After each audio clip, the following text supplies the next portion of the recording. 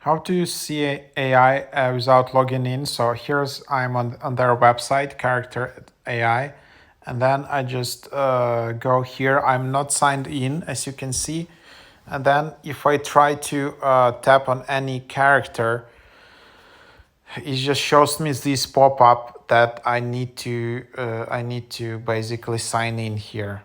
So that's a bit of an issue.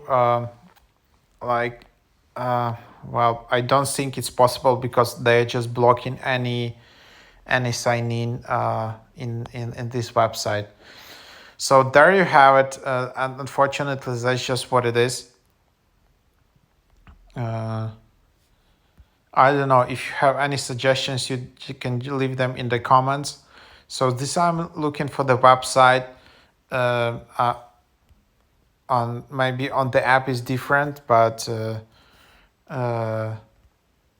still I don't think it's possible.